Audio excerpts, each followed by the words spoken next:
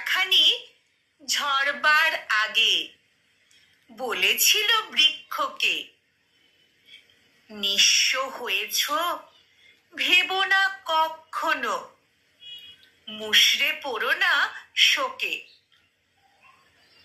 মাথা উঁচু করে থেকেছে বৃক্ষ যেন এক কঙ্কাল, প্রসারিত করে আকাশের দিকে পাতা ঝরা যত ডাল।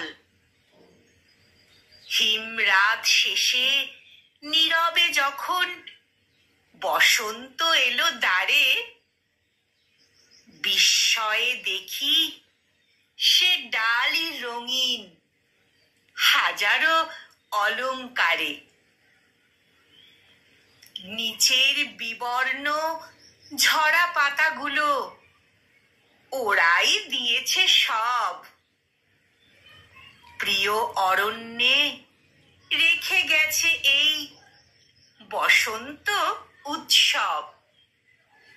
প্রিয় অরণ্যে রেখে গেছে এই বসন্ত উৎসব।